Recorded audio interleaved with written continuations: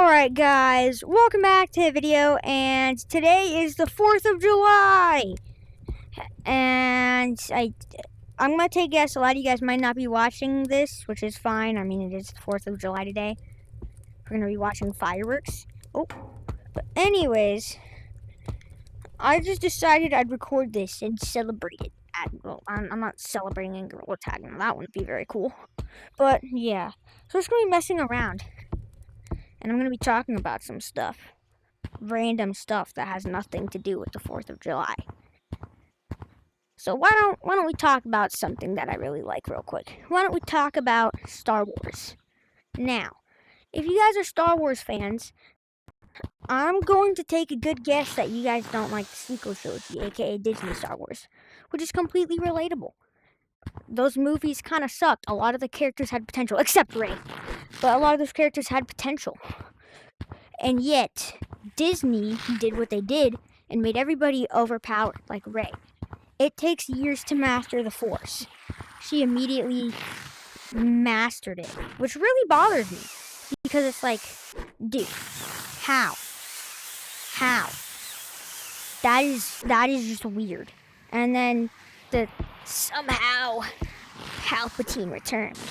Like, Palps could have stayed dead for that, okay? We did not need to bring up Palpy.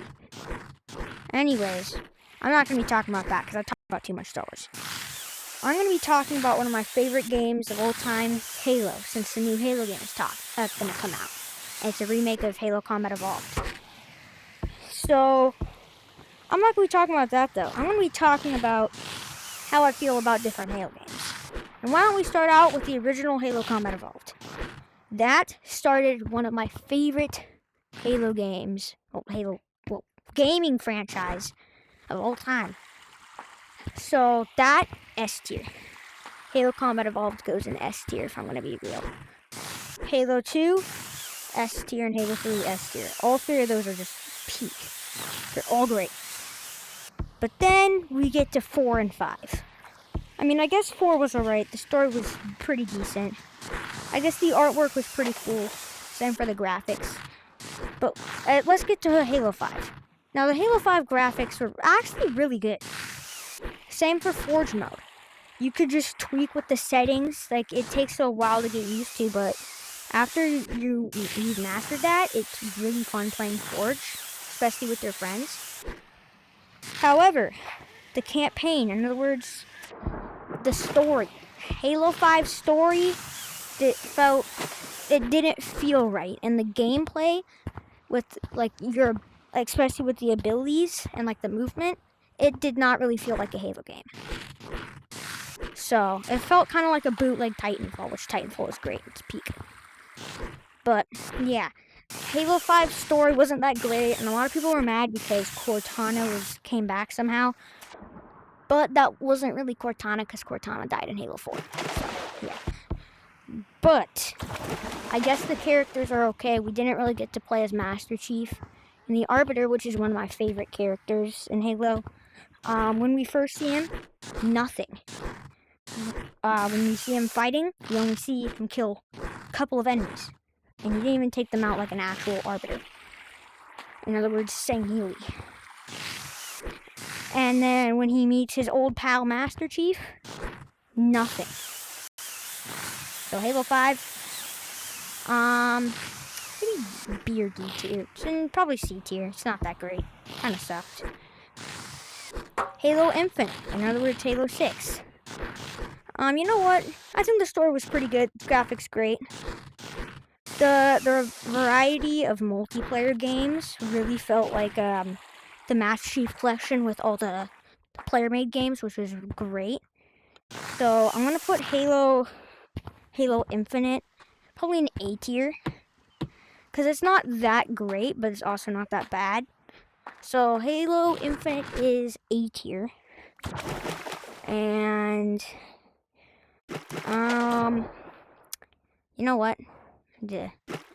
Yeah, if you were to start playing a Halo game, I would not start with something like Halo Infinite. You won't really know what's happening. But if you do want to know why, fun fact, guys, if you guys have played a lot of the Halo games, but you haven't played some of them, like Halo Wars and Halo Wars 2, you probably wouldn't be understanding why it went from the Covenant to the Banished, or you just haven't read the comics. Well, if you play Halo Wars 2, that's that you play as the first Spartans to discover. Well, I wouldn't say the first, but you play as some Spartans who fought the Banished before the Master Chief fought the Banished. So, and the Atriox comic, bro, it was sick. Atriox is a really good villain, actually. It seems to me. Why am I singing that, bro? Am I singing the one who's doing this? You know what? Let's peek. That show is really good, if I'm gonna be real. Though there was a lot of corn on this. Anyways, guys, why don't we talk a bit about VR games now? So, I do want to talk about Animal Company.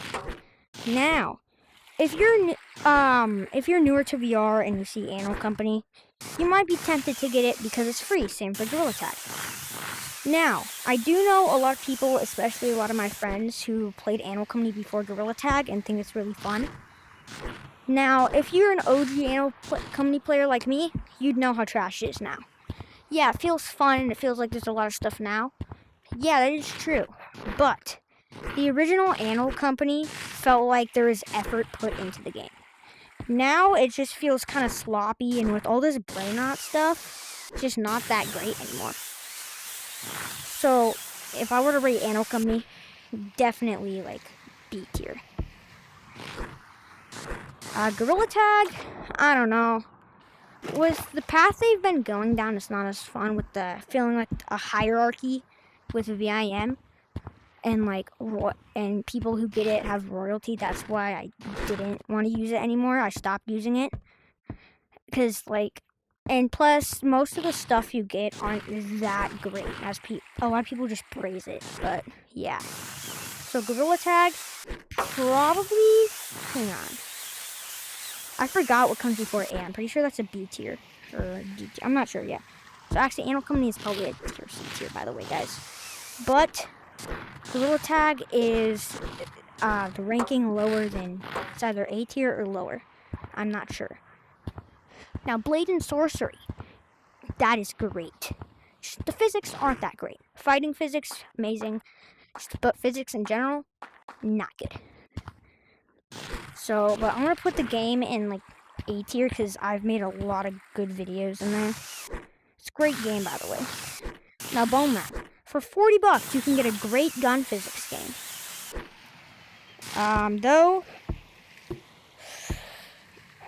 you can't really get good fighting physics, and there's not really many gunfights. There's only one enemy that has a gun. And yes, there's other enemies that can shoot, but there's only one that actually has a gun. Hang on, let me see. Yeah, there is like a little turret they have, but I'm talking about enemies that can move. Which really sucks. Yeah, you could just install some mods, but a lot of those mods, the guns don't really deal damage to you. Like the police mod, their bullets do nothing to you. So, yeah. I mean, there is actually Gunford. I just remembered about that. But he only has, like, a Glock. So, yeah. So, Bone Lab, A tier. You can get some great ones. Anyways, guys, that's going to be the end of the video. I hope you enjoyed this. Bye!